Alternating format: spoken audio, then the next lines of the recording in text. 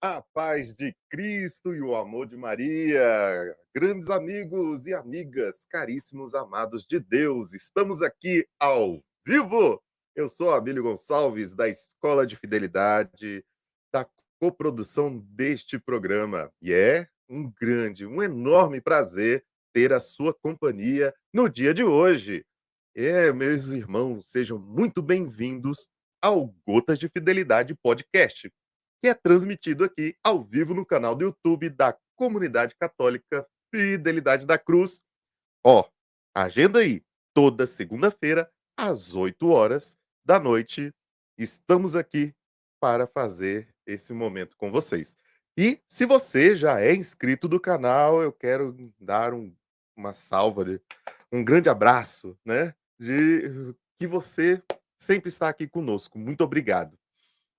E se você ainda nunca se inscreveu, se você está novo aqui no canal, nos ajude, se inscreva, curta o vídeo, distribua, manda o link para todos os seus amigos e familiares e ajude a crescer esse canal de evangelização e a mares mais profundos. Quem canta, quem faz o momento de louvor, sai do seu momento de isolamento interior e se coloca em uma atitude de escuta e de comunicação.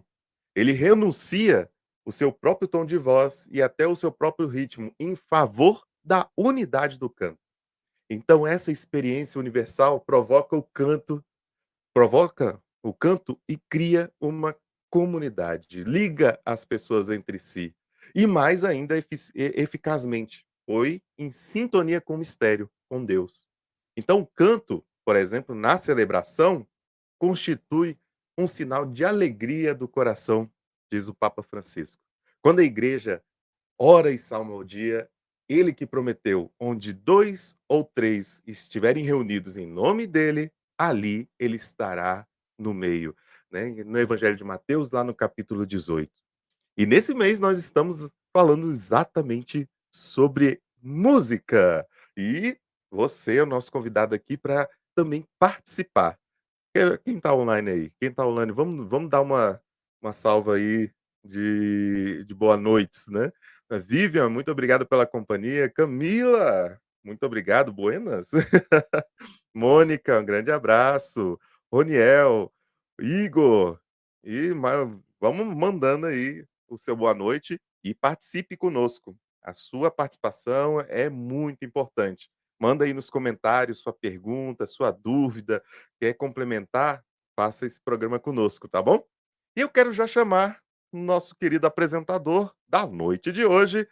Uma grande salva de palmas para o nosso querido Danilo. Boa noite, meu irmão.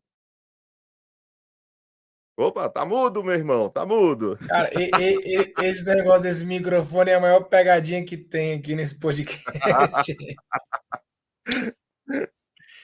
Cara, que alegria, né? Acho que foi a última, tem 15 dias, né? A outra eu apresentei, isso mesmo, 15 E dias. tamo aí. Esses intercalados nos deixam um pouco, às vezes, fora do tempo.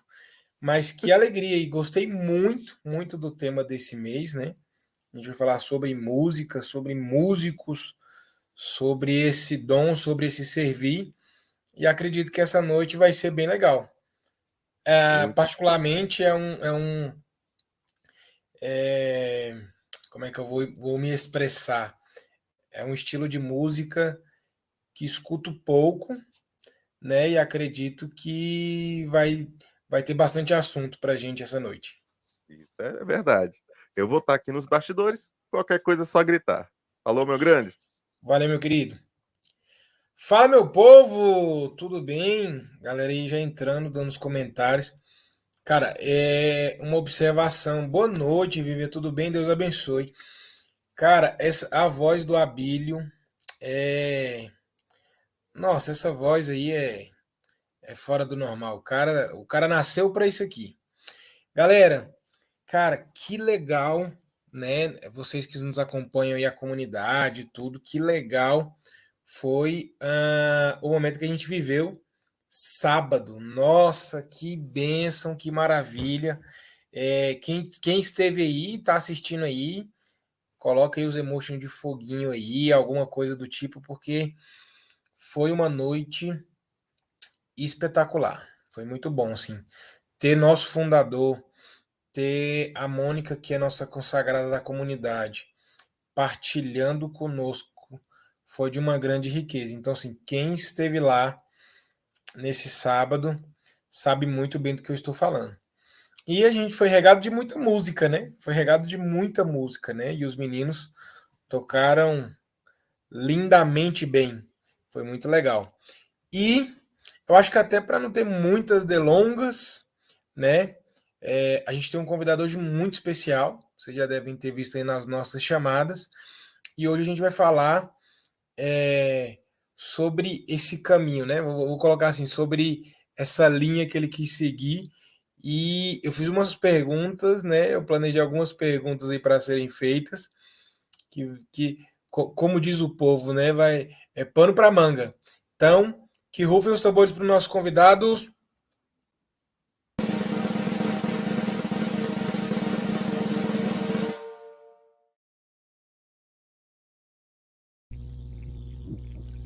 Fala, Fabrício. Tudo bom, meu irmão? Como vai, Davi? Tudo bem? Salve Maria. Tudo bem, graças a Deus. E você? Tudo na santa paz. A gente teve um probleminha aqui nos bastidores no início. Eu falei, rapaz, não é possível que a gente. Eu não vou. Eu ia pensar que o problema era comigo. Que toda vez quando sou eu, ou a minha internet não presta, ou a do convidado. Mas que bom que deu tudo certo. A imagem tá show de bola, o áudio também tá bem legal. E aí essa noite vai ser legal. Se prepare para as perguntas. Eu já dei uma olhadinha, mas vai dar tudo certo no final. No final. Vai sim. Para a gente começar, né? Quem é o Fabrício? Como foi essa sua jornada na música? Bem, eu nasci em Minas Gerais e me mudei para Brasília, acho que em 95, 97. E estava no colégio católico, então eu tinha aí por volta de 5, 7 anos, 8 anos de idade. E comecei a entrar para a escola de música, para aula de teclado no início. Então eu tive aulas de teclado, depois cantei em corais nesse período. Tive uma banda que chegou inclusive a tocar 2 ou uma vez em missas nesse colégio. E mais tarde, quando adolescente, eu entrei para a Escola de Música de Brasília, permanecendo lá por volta de 1 ano. Não consegui finalizar por conta de vários fatores, mas minha iniciativa com a música, portanto, foi pelo instrumento do teclado. Mais tarde tive aula na Escola de Música justamente de piano e tive experiência com canto coral lá no início, quando eu era jovem. Essa foi o meu caminho para a música, né? Então, desde cedo, a minha família tem músicos. Meu avô, já falecido, o avô Ardivan, era violonista. Vários dos meus tios tocam. Minha família, por parte de mãe, meu avô. Por parte de pai também, tem várias pessoas que cantam, tocam. Então, assim, a influência da família, dos dois lados, era certo que eu ou um dos meus irmãos tivéssemos algum pé na música, desde cedo. Cara, é legal. Uma pergunta assim, né? Eu acho que Deus não dá asa à cobra, acho que é por isso que eu não sou músico, né? Porque eu ia ser um nojo. Mas você, e tenho muitos amigos músicos, né? E sou muito feliz por isso, porque eu acho que deixa tudo que é proposto e que vem a música, na minha opinião, deixa belo, né? Quando você decidiu, né? Quando você teve essa decisão de pelo caminho religioso da igreja, e tocar, e servir, e usar o dom, e devolver o dom, em algum momento você teve essa dúvida assim, eu podia tocar secular, eu queria... Em algum momento teve essa dúvida, assim? Olha, quando eu comecei a tocar, eu não tinha ideia do que eu estava fazendo. Eu creio que muitas pessoas que começam Começam assim. Eu não tive essa dúvida porque eu não tinha ideia assim, do que eu estava fazendo.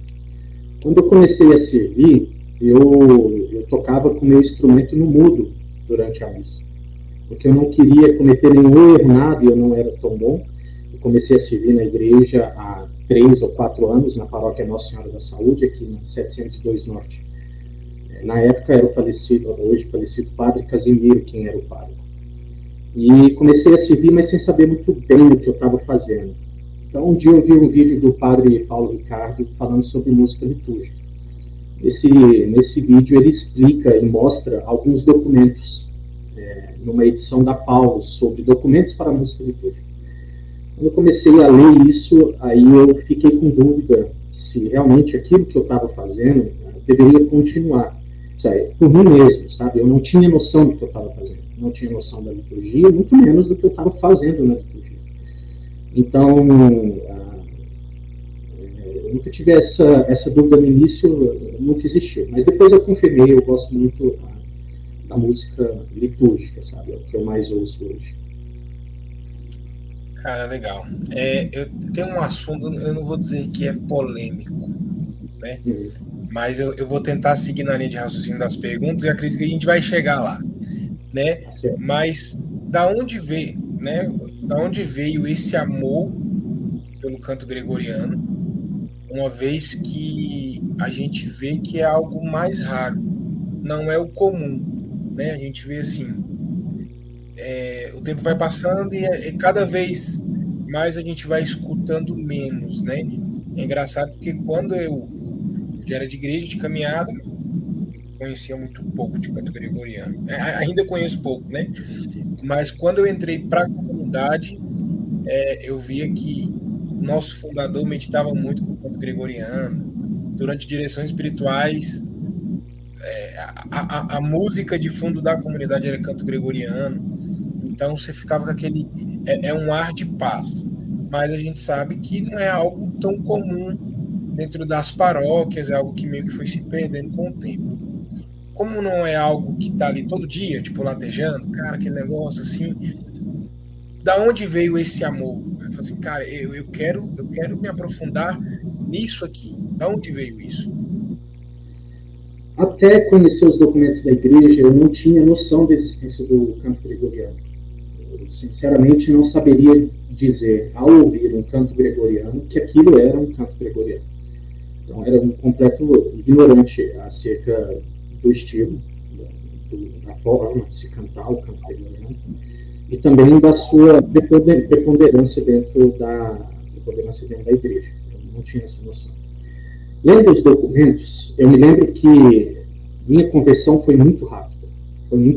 Quando eu li na Sacrosanto Concilium, o item 116, que fala que o canto gregoriano tem primazia dentro da igreja, eu resolvi buscar. Na mesma hora, parei e escutei o canto gregoriano, acompanhado, às vezes, de órgão, às vezes, o canto a capela, como é o canto gregoriano, como ele tem que ser, realmente. E exatamente essa palavra que você usou, assim, foi um amor instantâneo pelo estilo, sabe? Eu sempre tive um pouco, meu estilo musical é sempre mais voltado para uma coisa mais introspectiva. Isso eu já reconheço, isso em mim.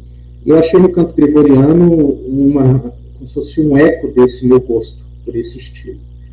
Mas eu, assim, nesses últimos 3 anos, eu mergulhei tanto em estudar o canto, ouvir cantos gregorianos, acompanhados de instrumentos, sem acompanhamento de instrumentos, que o que eu tenho hoje é, assim, uma grande admiração e, claro, um respeito pelo desenvolvimento dos monges antigos que desenvolveram o canto gregoriano. Então, esse amor veio primeiro pelo conhecimento. Então, conhecendo os documentos, eu fui capaz de chegar até o canto gregoriano. Conhecendo o canto gregoriano, eu fui capaz de me apaixonar pelo canto gregoriano. Ouvindo, né, aquela sonoridade que não me era familiar, me ficou cada vez mais habitual, e hoje eu não consigo, às vezes, escutar determinados cantos sem que eu queira ouvir essa sonoridade lá no fundo, sabe?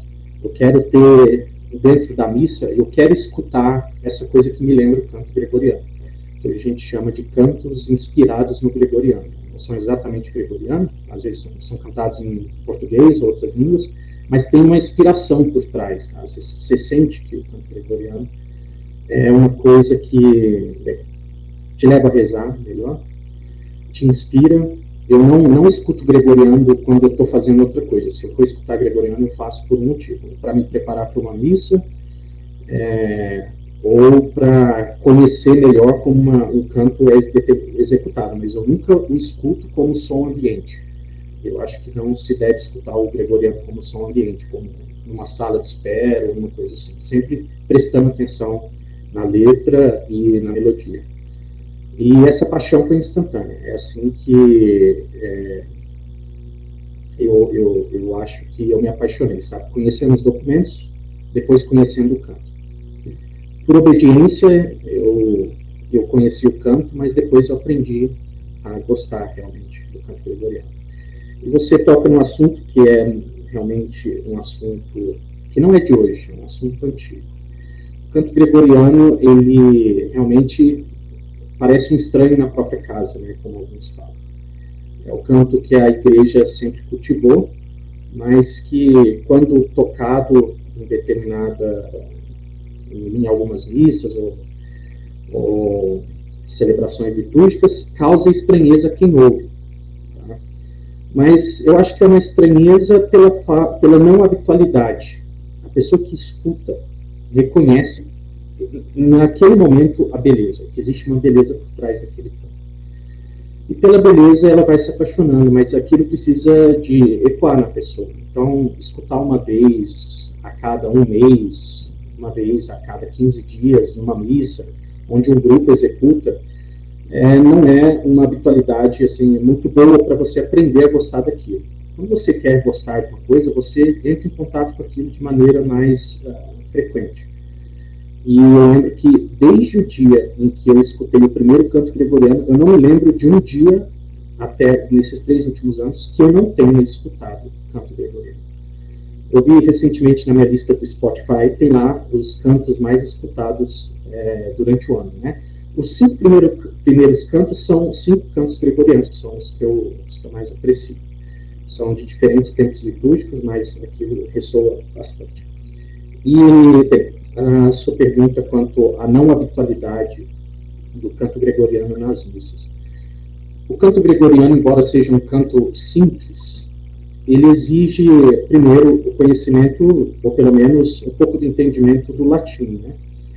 E o segundo é que ele é uma sonoridade que as pessoas não estão habituadas. Ele não tem um ritmo marcado por compassos, né? Mas ele possui um ritmo. Esse ritmo está escondido na palavra. E isso é um pouco difícil você tirar as pessoas disso, né?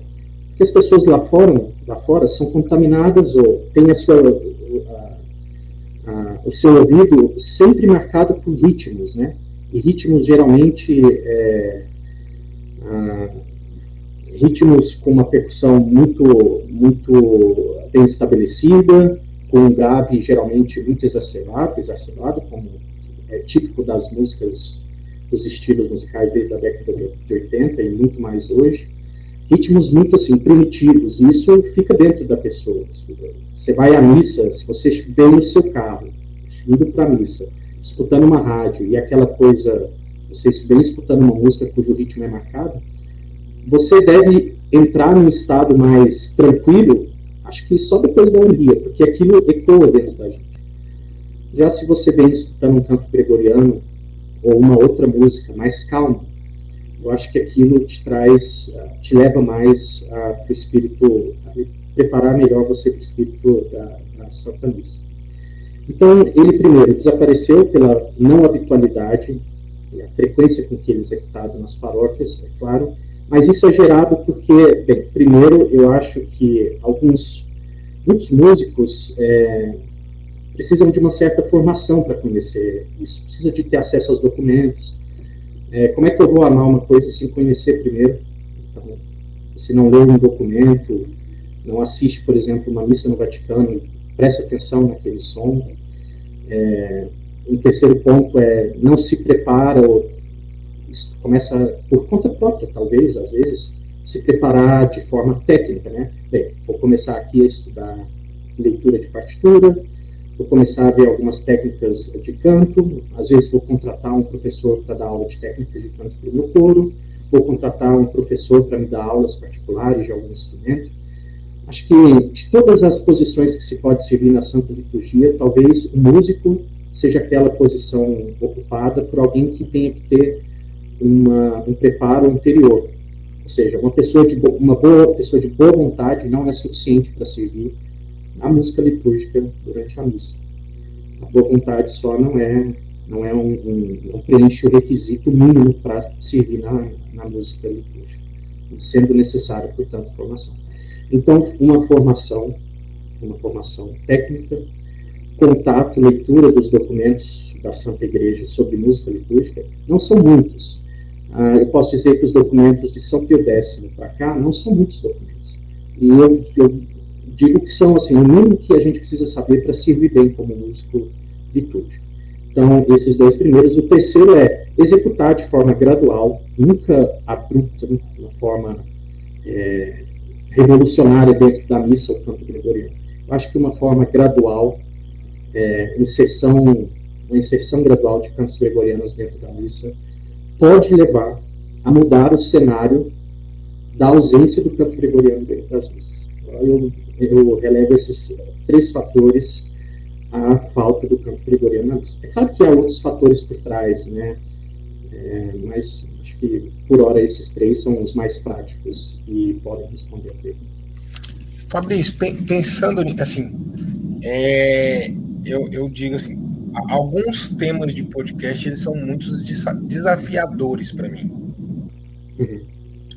São muito desafiadores para mim. Alguns temas, porque quando você fala de algo que você tá ali, tudo que você tem domínio, às vezes é mais fácil, né?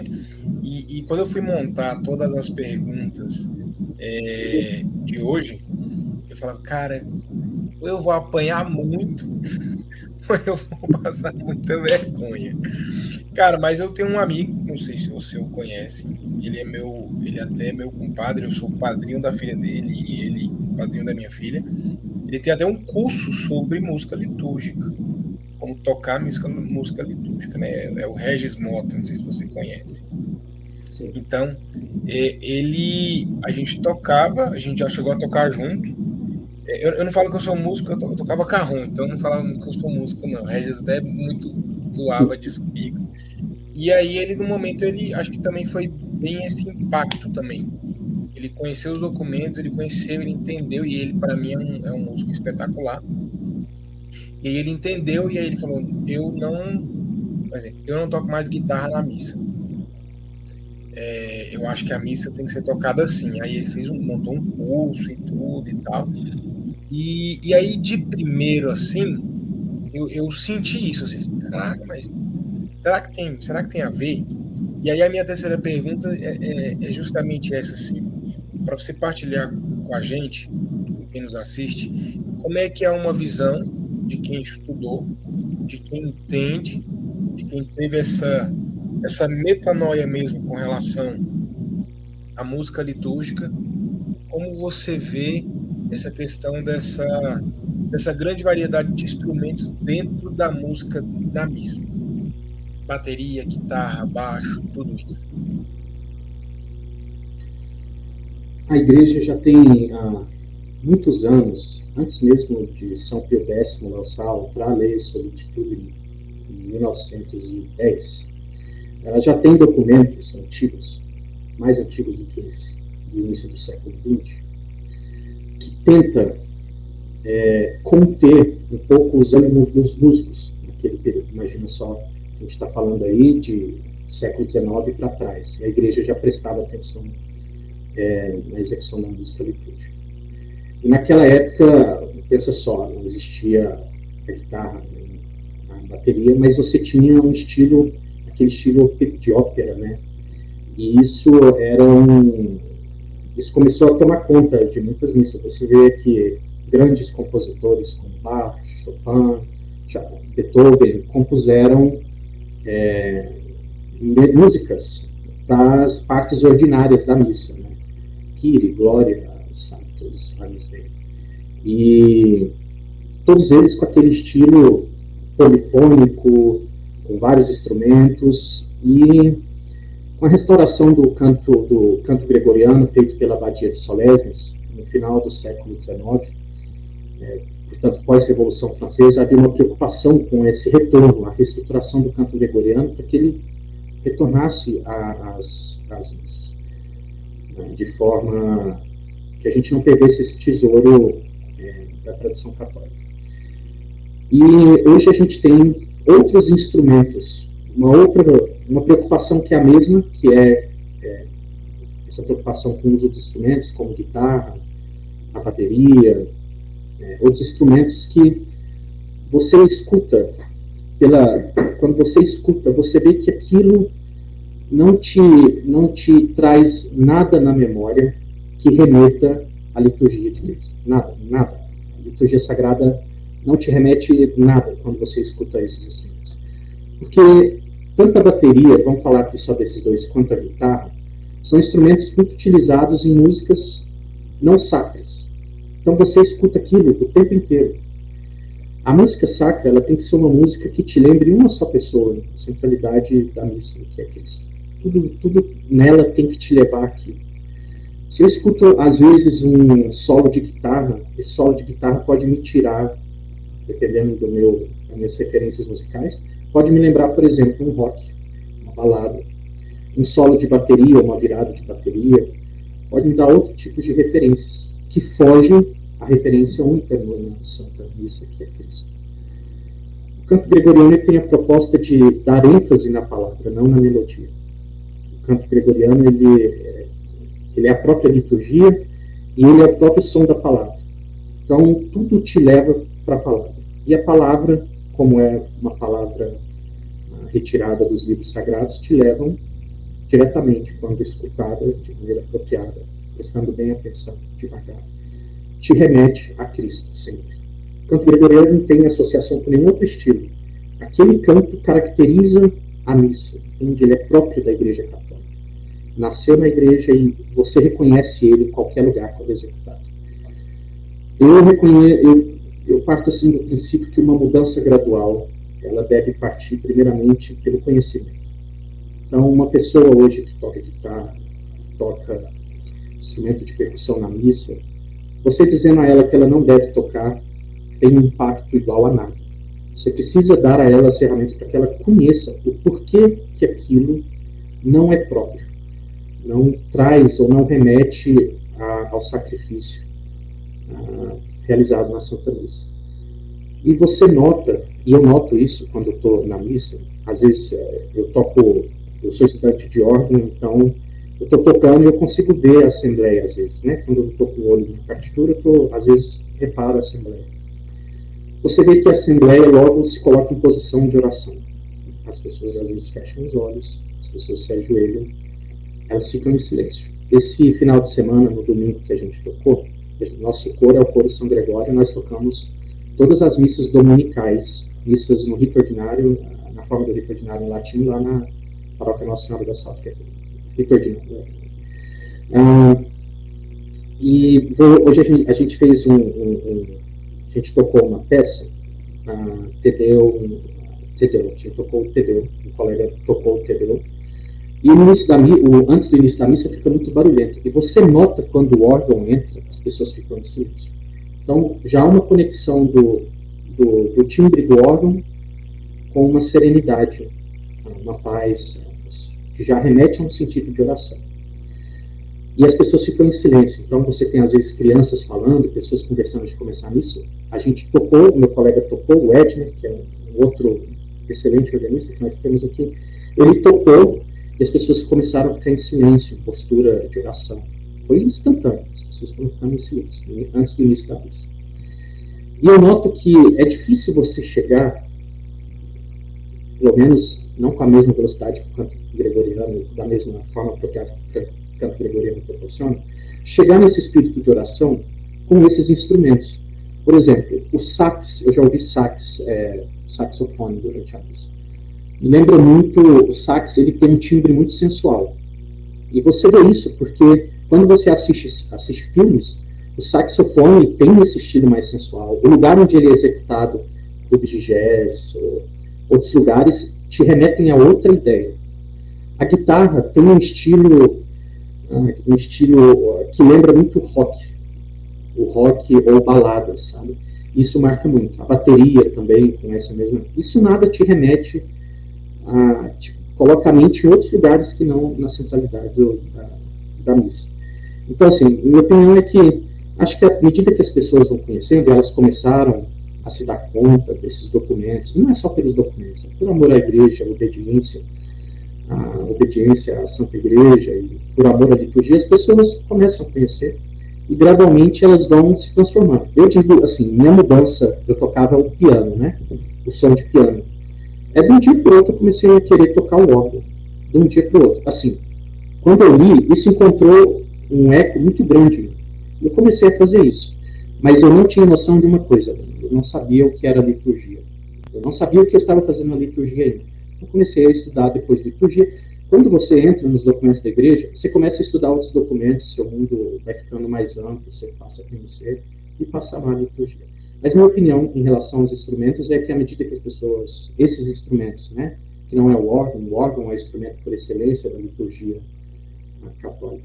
À medida que você vai conhecendo, acho que as pessoas vão fazendo como Regis. Deixa de tocar. Assim, é uma atitude radical. Hoje eu não vou mais tocar, a partir de hoje eu não toco mais guitarra. E passa a fazer uma música como a igreja pede, no violão. A igreja ela não diz os instrumentos que são proibidos, né? Ela apenas diz a posição do órgão dentro da liturgia. Mas ela não elenca os instrumentos proibidos. E as conferências, as conferências nacionais do bispo também não elencam quais esses instrumentos, né, proibidos na liturgia ou não devem ser usados. De forma que fica com o católico, com a pessoa, buscar a formação. As paróquias também podem oferecer essa formação. Aqui na saúde nós trouxemos um organista lá de Minas Gerais, o Henrique, para ele dar 2 dias de workshop de música litúrgica. A gente teve várias pessoas. É interessante, assim, quando você ouve o órgão, minha experiência é essa. O órgão é um instrumento que foi criado para fazer como se fosse imitar a divindade, o ser divino que é Deus, dentro da liturgia. Não há outro instrumento no mundo capaz de emular, de simular qualquer proximidade com o reino celeste do que o órgão. O órgão ele foi criado quando ele foi dado ao Papa como presente pelo imperador e depois desenvolvido ao longo dos anos. Ele foi dado sempre pensando que o papel dele era dentro da liturgia. E, portanto, os sons que ele emite, os registros, tinha que fazer com que isso remetesse a Deus. Você já reparou a presença do órgão em filmes, como ele é representado?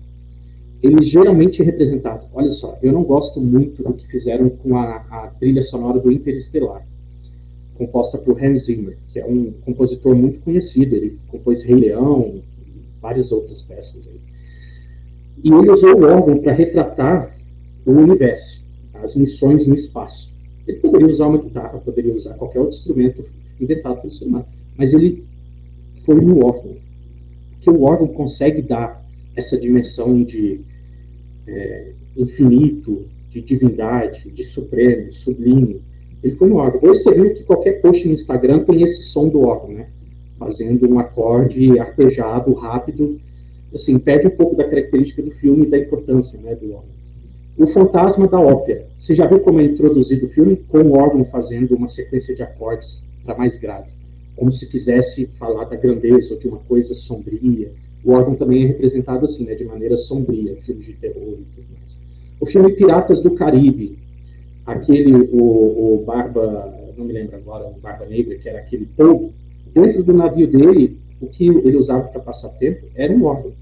E é muito interessante, o Hans Zimmer, que compôs a trilha sonora do Piratas do Caribe, ele compôs uma peça para o órgão nessa parte. Então, veja como é que a sonoridade do instrumento remete a alguma coisa, né? E quando você ouve o órgão, você nunca entrou numa igreja. Se ouve o órgão, a primeira coisa que você vai lembrar é de uma igreja só, é da Igreja Católica. Porque esse é o instrumento que nasceu para ela. É um instrumento dela, assim, ela se apropriou desse instrumento e é dela realmente. Toda tradição da música litúrgica, com o canto gregoriano, o órgão, isso é muito bonito, é um tesouro que precisa ser mantido, e cabe a nós que executa a missa, nós que estamos aqui na ponta, executando a missa, manter.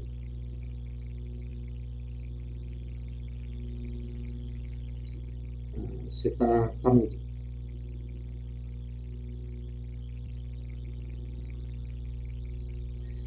Danilo, você tá mudo. Eu sempre falo, esse microfone é a maior pegadinha desse podcast, esse microfone. Mas vamos lá. Tirando o canto gregoriano, qual banda, qual ministério católico que você gosta de escutar? Eu acho que é uma curiosidade de geral, né? E eu acho que quem sai aí nessa lista aí. Sim. Eu gosto muito de Terra de Santa Cruz. Existe uma banda, Terra de Santa Cruz. Não ouço com muita frequência. Eu devo dizer que assim, as músicas que eu gosto mais são cantos gregorianos. Mas, além da Terra de Santa Cruz, eu gosto muito, muito dos cantos antigos da CNBB. Eu gosto muito desses cantos. Aqueles, principalmente do inário antigo da CNBB, que a gente canta até hoje, todo mundo sabe cantar. Eu gosto muito. Se eu fosse executar hoje na missa, claro que eu faria uma adaptação apropriada para a liturgia. Mas eu gosto muito daqueles, isso porque me marcou muito, eu sou de Minas Gerais, né? E os cantos que eu ouvia nas igrejas em Minas Gerais, eu estudei em colégio católico em Minas Gerais, Nossa Senhora do Amparo, eram cantos, todos esses famosos, né, da CNBB, essa sonoridade, aquele órgão antigo, aquele órgão eletrônico antigo, nas igrejas, minha igreja nunca teve um órgão de tubos, mas aquele órgão, aquela voz que, sabe, daquelas senhorinhas que cantam, com aquela polifonia improvisada na hora, com os agudos, os graves feitos pelos homens. Isso tudo me remete a uma memória que eu tenho dos cantos antigos da CNBB em Minas Gerais. Eu gosto desses cantos. Eu lembro que antes de conhecer o canto gregoriano, eu tinha uma playlist que eu escutava para as missas, quando eu não conhecia, né, nos documentos. Então, Padre Zezinho, que eu adoro, eu gosto muito das músicas do Padre Zezinho. Eu gosto muito de algumas músicas do Padre Marcelo Rossi, essas que marcaram o período que eu estava em Minas Gerais. E aqui em Brasília também. Eu lembro quando eu participava nas missas, né, aqui no colégio católico que eu estudava, eram essas músicas tocadas. E nós sabíamos todos de cor. Essas músicas. Então são essas as músicas. Você me perguntou, meu estilo de música católica que eu gosto além do gregoriano. Era isso mesmo. E, cara, a gente vê assim, né? Você foi falando e aí a gente vai... Às vezes a gente vai tendo alguns pensamentos por ignorância mesmo, né?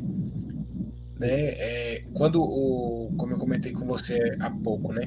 Quando o Regis me falou, não toco mais guitarra na missa. E eu falo, caramba, mas assim e tal. E quando você vai escutando assim, você vai vendo que é justamente isso mesmo, assim. Eu acho que a música, ela tem esse dom de nos remeter a algo. Como você falou assim, eu gosto dessas músicas antigas porque me faz lembrar de um tempo, né? Talvez se você escutar hoje Padre Zezinho ou alguma música dessas que você citou, você vai se recordar de tal época. Porque eu acho que é justamente isso mesmo, assim. Eu falo que até de uma experiência que eu vou fazer, né? Que é de quando eu for à Santa Missa, mas normalmente eu vou próximo da minha casa, não dá 1 quilômetro, né? Então não dá nem tempo de ligar o rádio. Mas numa oportunidade de escutar, não o que está passando na rádio, mas escutar um canto gregoriano, porque acho que é justamente isso que você falou, que foi algo que me chamou muita atenção, né? E de fato é isso, quando você escuta essas músicas, elas te remetem de fato a alguma coisa, né? Eu já vi muitos músicos passando som passando ali o som ali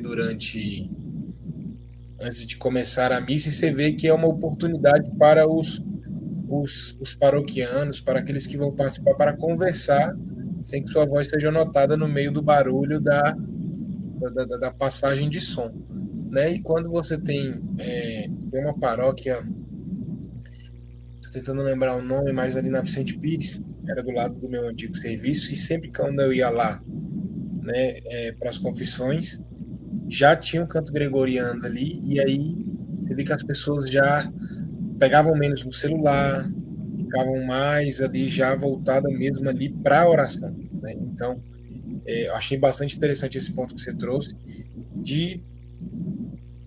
do que a música nos remete, né? E aí fica uma pergunta assim,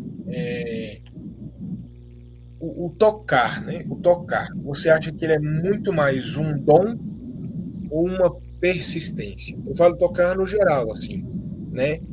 Para quem serve, assim, Danilo, eu acho que as pessoas têm um dom, mas eu acho que quando eu falo persistência, é que eu não achei o outro adjetivo ali, que é o esforço, sabe? A pessoa fala assim, cara, eu vou aprender e eu vou fazer.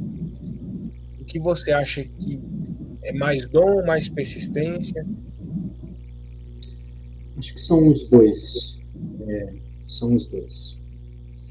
Lá no nosso coro, sempre que a gente ensaia, antes e depois do ensaio, antes e depois da missa, nós rezamos uma Ave Maria e nós pedimos a intercessão de dois santos. Primeiro, o santo que dá nome ao nosso coro, que é São Gregório Magno, né? Por conta dele, nós temos uma sistematização do canto gregoriano hoje, lá no século VI. E a Santa Cecília, que ambos são padroeiros dos músicos, né? E, bem, a gente, portanto, tem uma oração, né? A nossa oração antecede qualquer ato,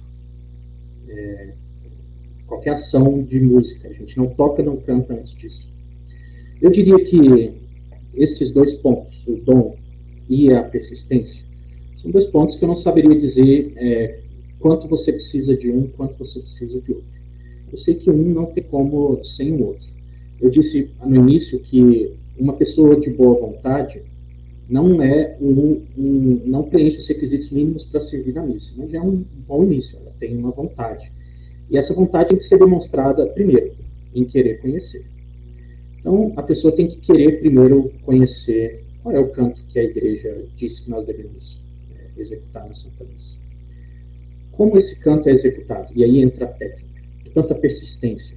Isso é, eu vou me deparar com uma coisa que eu nunca vi. Às vezes a pessoa não estudou música, a maioria delas não estudaram, não leem partitura, nunca tocaram instrumento, nunca cantaram, mas elas querem ter contato com a técnica para fazer com que aquilo que ela vai executar na Santa Missa seja o mais perfeito possível dentro das capacidades que a pessoa consegue. Portanto, persistência. Vejam só, tanto para o canto gregoriano quanto para qualquer coisa que você vai fazer na música litúrgica. Eu acho que falta isso aos músicos católicos.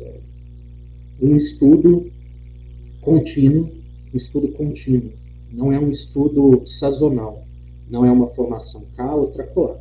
É um estudo contínuo de técnica musical e um estudo da escuta, da sonoridade do canto litúrgico.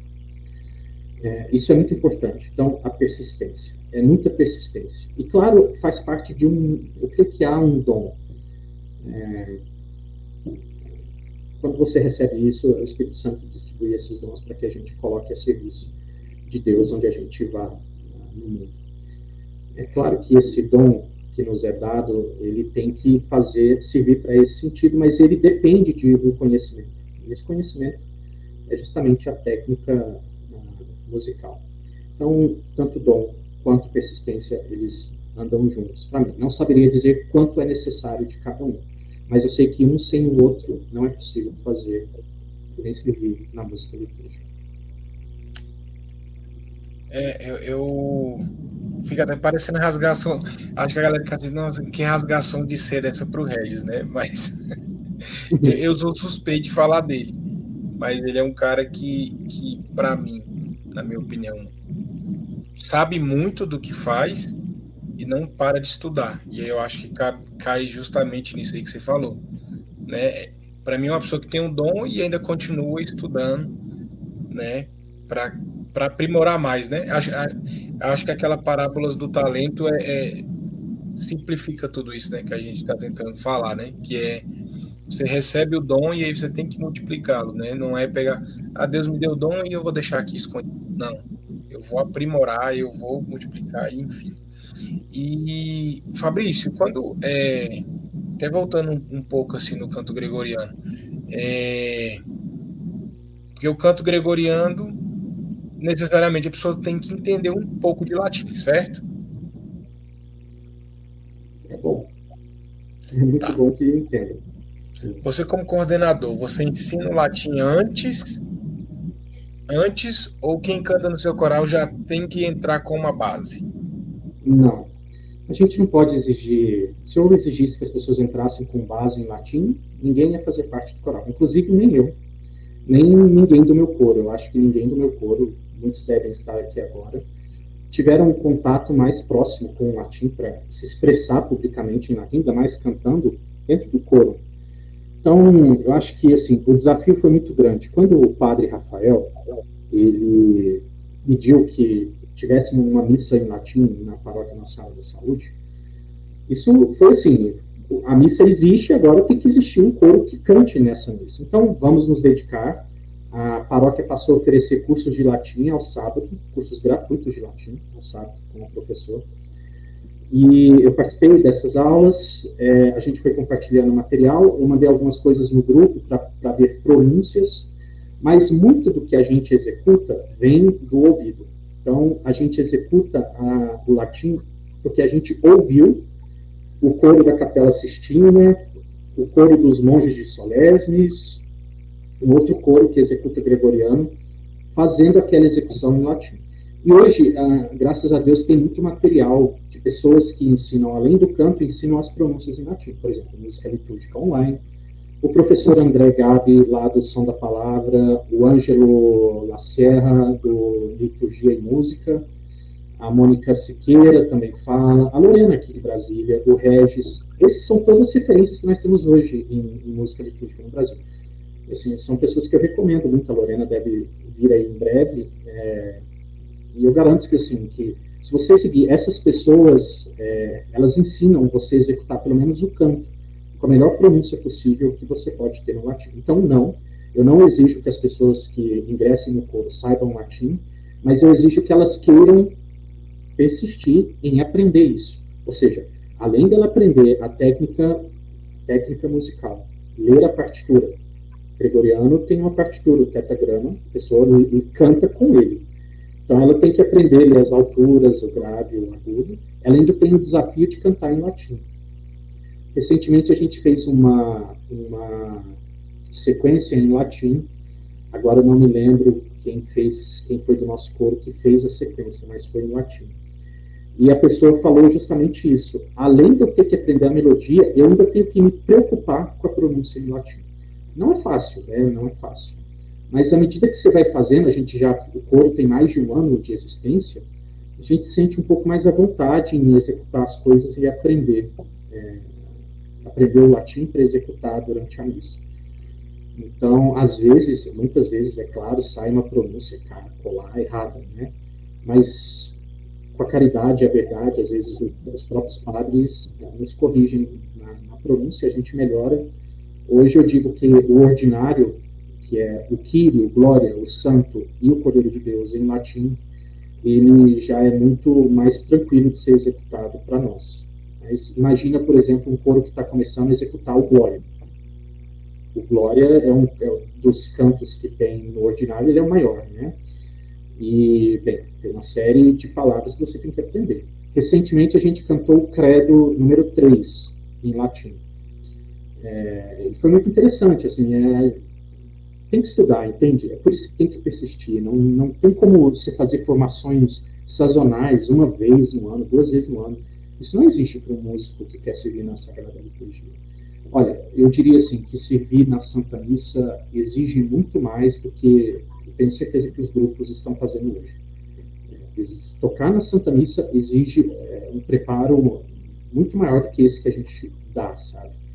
Sempre que eu falo assim, sempre que eu vejo que a gente fez uma missa, que a execução foi boa, eu penso que aquilo ali pode ser ainda muito melhor.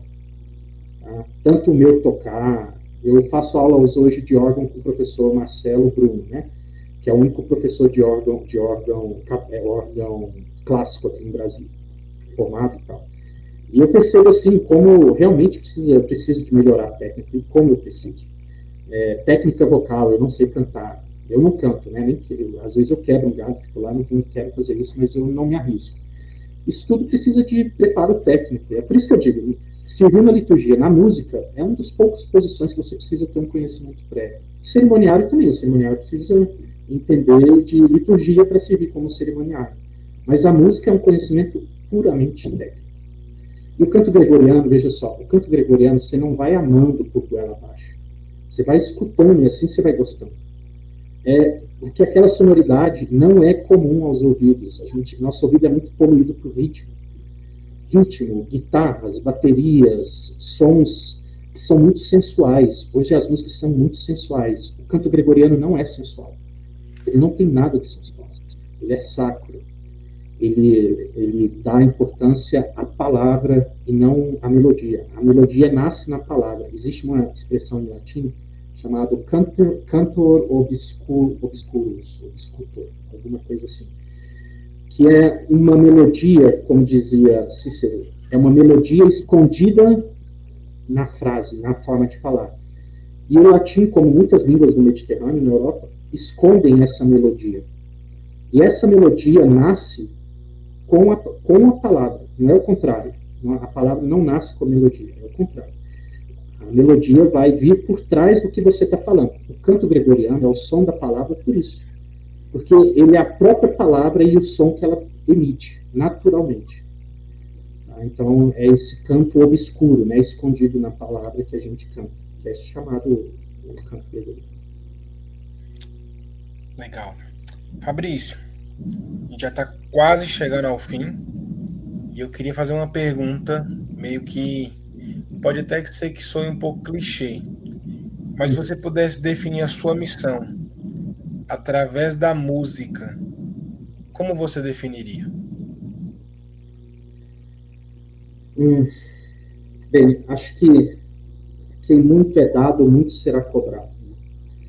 Eu considero que eu recebi um presente muito grande e uma missão muito grande ao ter acesso. Assim, Deus me concedeu a capacidade de ler, a capacidade de ter acesso a documentos, o fato de gostar do canto produzido na Santa Missa. Então, minha missão é fazer com que outras pessoas sejam capazes de ver como eu vejo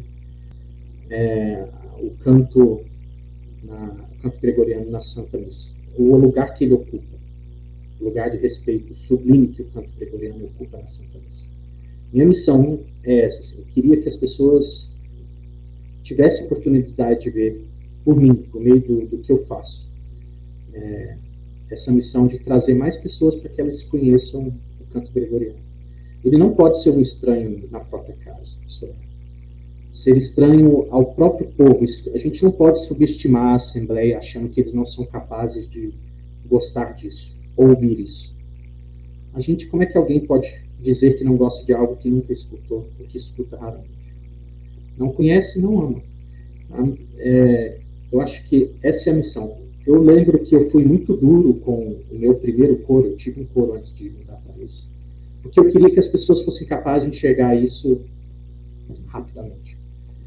Mas São José Maria tem uma frase, isso me disse, eu fui lá dizer isso ao meu diretor espiritual, ele me contou essa frase, José Maria, que o cristão tem que ser algodão por fora, aço por dentro. Algodão, porque ele certamente diz isso, no trato. O trato tem que ser educado, tem que ser macio, uma coisa fácil. Não pode ser uma coisa que produza ruído, que seja algo sofrível. A pessoa não pode ver isso, essa forma de tratar, como algo difícil. Mas por dentro ele tem que ser aço. Ele tem que saber que aquilo que tem que ser feito vai ter que ser feito. Só que a forma que ele vai lidar é justamente esse algodão de que São José Maria fala.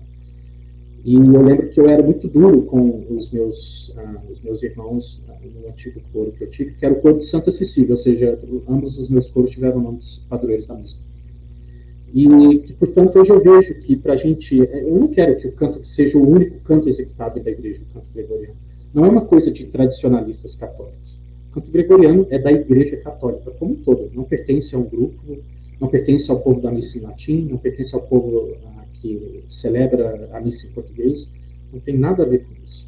O canto é um tesouro da igreja católica. Qualquer católico que queira servir na Santa Liturgia tem que estar preparado e tem que gostar daquele canto. Ele tem que aprender a amar o canto gregoriano. Isso não significa dizer que ele vai cantar todas as músicas da missa, os processionais ordinários, em latim, em gregoriano. Tá? Mas essa é a minha missão. Assim, se eu pudesse resumir minha missão como músico da Sagrada Liturgia, como servo de Deus nessa parte, na missa, eu diria que é fazer com que as pessoas vejam por meio da nossa execução, às vezes sem eu dizer que precisa. Por meio, a pessoa vai lá, escuta uma missa, essa missa, os cantos delas, 2, 3, são cantos gregorianos, ela fala, aquele canto mexeu comigo de alguma forma, eu rezei melhor, orei melhor. Essa é a minha missão, como músico católico. Se eu conseguir que 1, 2, 3 pessoas façam isso, consigam ver isso, eu considero que a minha missão está sendo cumprida. Sabe o que nós fazemos na missa em latim? Eu sei que nosso tempo está bem terminando aqui. Não. A gente começou a vender o Kyriale. O Kyriale são, a gente vendeu só o Kyriale. São os cantos fixos da missa, as 18 missas, mais o credo e outras partes cantadas. Eu achei que ele ia ter assim, que poucas pessoas iriam comprar. Mais ou menos a gente tem 60 pessoas na missa em latim. Eu creio que eu tenha vendido 30 Kyriales.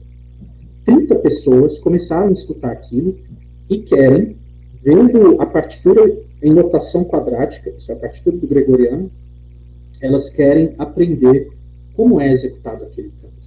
Como eu posso cantar e participar melhor pelo canto gregoriano na missa, tendo a partitura, a notação quadrática na mão. Então, assim, pela venda dos Kyriales, no mês de agosto, eu vou falar sobre canto gregoriano dentro de um grupo de estudo que a gente tem, que a gente vai abrir para que outras pessoas possam ver. E, assim, sabe quando você vai começando aquele murmurinho, vai crescendo, vai crescendo? Antigamente existiam poucas pessoas nas redes sociais falando disso, hoje existem muitas. Justamente porque vai crescendo, né? As pessoas vão ruminando, vão começando a conhecer os documentos, vão começando a amar a Santa Liturgia, começa a reconhecer seus erros, começa a amar a liturgia, começa a amar o canto gregoriano. E por aí vai. Não é uma coisa de tradicionalistas, viu? A gente tem que deixar claro, não são raditrades, não são nada dessa história que inventam para dividir a igreja, não tem nada disso. Aliás, o documento recente do Papa Francisco sobre liturgia é um documento que vale muito a pena ler, que busca unir realmente a igreja em torno da Sagrada Liturgia. Essa coisa de exigir canto gregoriano, não sou eu, Fabrício, que inventei essa história, isso são documentos da nossa igreja, né? A gente quer obedecer, a gente lê esses documentos, que é a função de nós ler os documentos que a Santa Igreja propõe sobre música litúrgica e liturgia.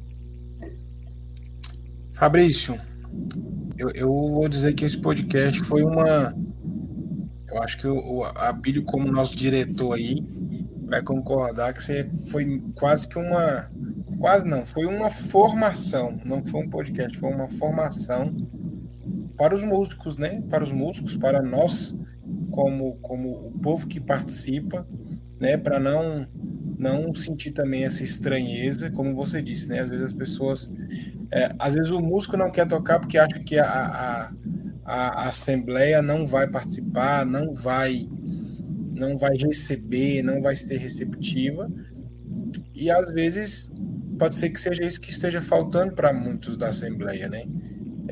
Se deparar com esse choque e verem, cara, como essa música me leva, né, a um outro estado para poder participar da Santa Missa, né? Então, assim, em nome da comunidade mesmo, assim, muito obrigado, assim. Olha, vou até meio que jogar aqui, mas quem sabe futuramente a gente não tem uma formação para músicos aí e você esteja lá à frente para poder passar um pouco, né? Você, o Regis, né? quem sabe a gente não consiga organizar alguma coisa para os músicos, né? Vou dizer de Brasília, não, mas será que a gente não consegue do nosso setor, da nossa paróquia, da nossa comunidade, dos mais próximos, para estudar um pouco, para quebrar, eu acho que também tem um pouco disso, assim, quebrar esse tabu de que o canto gregoriano é para quem é tradicional, né? Então, eu acho que é como você disse, né? Não tem como amar sem conhecer. Então, quem sabe a gente não faz algo aí para que as pessoas conheçam mais a fundo. Com certeza que quando conhecer vão amar, sim. Sim. Mas lembrando, a gente só falou de canto, né? Mas a coisa mais importante é silêncio. O silêncio, lembre-se, os monges, eles refletiam antes de cantar, eles ficavam em silêncio. Os mosteiros ficavam na beira à beira-mar, mosteiros ficavam nas florestas. Imagina como eles encontravam inspiração para cantar aquela coisa. Não existia partitura até o século VIII, IX, né? A partitura só vai ter a gente tem registros do século IX, primeiras notações registrando o canto. Mas tudo ficava aqui, ó. Agora imagina a inspiração que os monges antigamente tinham. O canto nasce do silêncio, de oração. Isso é muito importante. O canto nasce disso. Esse é o canto, ele fica meio escondido, ele se revela em oração, em silêncio. É por isso que os antigos monges, quando você quer saber como canta a Santa Igreja, qual é a referência, assim, onde meu ouvido vai buscar o canto da igreja, o canto próprio da igreja? Mosteiros. É lá nos mosteiros que os cantos eram produzidos e aquilo ia crescendo. Claro que a tradição oral passou, as pessoas cantavam, né, músicas medievais que entravam depois na liturgia, né, mas é importante saber da posição do silêncio dentro da missa, né, depois da comunhão, a importância de deixar um silêncio, uma música que leve sempre a pessoa a orar melhor, de maneira melhor. E o canto, como dizia Santo Agostinho, ele tem que ser belo, mas não tão belo que distraia a pessoa do centro daquilo que ela precisa prestar atenção. Então, assim, veja só, o canto gregoriano realmente é muito belo, mas ele não pode ser mais belo daquilo a ponto de te distrair do centro de toda a Santa Missa, que é o sacrifício de Cristo. Obrigado. Obrigado mesmo. Fabrício. Eu que agradeço. Olha, eu não sou muito bom no primeiro podcast que eu participo. Rapaz,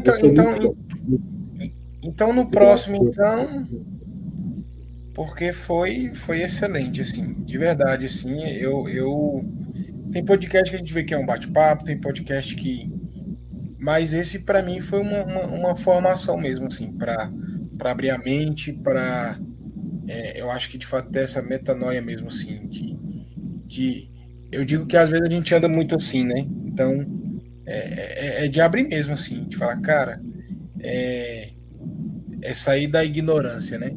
Então, obrigado, Fabrício, obrigado mesmo por ter partilhado um pouco. É um caminho sem volta, Danilo. Quando escutar, é um caminho sem volta. A beleza te pega assim, ó, rápido, é rápida, ela age rapidamente dentro de você. Quando algo belo age, é muito rápido. Então, se você se apresentar, se expor aquilo, é um negócio que vai crescendo, sabe? E a sua visão realmente, ela se expande, né? Porque é uma sonoridade muito bonita, né? E a palavra de Deus está toda hora lá. Toda hora. Não é cantar sobre Deus, é a própria palavra de Deus. Esse é um problema também. Cantar sobre Deus. Eu prefiro a própria palavra de Deus do que eu escrever algo sobre Deus. Na verdade, um salmo. A gente canta 4 salmos na missa. Geralmente as pessoas acham que a missa tem um salmo, né? A gente pode cantar até 4. O canto de entrada tem um salmo, o salmo responsorial, o ofertório é um salmo. 99% das antífonas de ofertório são salmos. O canto de comunhão, a salmodia, é claro, é um salmo. Depois da antífona vem um salmo. 4 salmos. É lindo assim. São verdadeiras poesias, sabe? O canto gregoriano é algo lindo, apaixonante. Quem conhece, não tem... Eu vou até pedir para a Paty. Paty, anota aí que eu acho que a gente vai ter um evento aí chamado Formação para Músicos. Anota aí que a gente vai organizar isso aí. Chama Regis, Lorena, todos eles. Com certeza. Fabrício, sempre ao final do nosso podcast a gente faz uma oração, né, junto com o nosso convidado, Sim, eu vi. aqui na Escola de Fidelidade, e aí te convidar para a gente encerrar com esta oração. Vamos fazer o seguinte, como você está na parte de cima aqui, você começa e eu vou seguindo e a gente vai alternando. Pode ser? Pode ser. Então, Começando beleza. então? Ok. Pode ser. Pai misericordioso, Deus Todo-Poderoso, Tu que és fonte da luz e da ciência, concede-me um coração ardente, fiel e sedento da Sua vontade, para conhecer as Suas obras e escutar o Teu chamado à perfeição. Jesus crucificado, servo sofredor e filho de Deus, quero permanecer aos pés da tua cruz, ao lado da Santíssima Maria, sua mãe nossa, e diante de suas dores, cultivar um amor filial a Deus e a perseverar na vivência da sua palavra. Espírito Santo de Deus, fiel consolador dos aflitos, derramai seus dons durante minha caminhada evangélica e fortaleça minha decisão de prosseguir com coragem ao encontro dos sofredores e pequenos, anunciando o Evangelho com alegria. Ó Santíssima e Indivisível Trindade, que é essencialmente dom de si, é amor na sua realidade original e infinita, fortaleça-nos a testemunhar e a viver a comunhão à sua imagem e semelhança. Nossa Senhora das Dores, Rogai por rogai, nós. São Tomás de Aquino, rogai por nós. rogai por nós. São João, apóstolo e evangelista, rogai pela comunidade de Fidelidade da Cruz e por todos da Escola de Fidelidade pelo mundo inteiro. Amém. Pessoal, esse foi mais um podcast, Gotas de Fidelidade. Que alegria foi nosso convidado de hoje. Você que está assistindo em um outro momento, espero que seja antes da nossa formação de canto gregoriano. Já vou dando esse spoiler aí e já fazendo esse convite desse jeito. Obrigado a todos que participaram, todos que foram aí pelos comentários. Obrigado mesmo, Deus abençoe. Fique com Deus, obrigado, pessoal. Valeu, obrigado. Obrigado.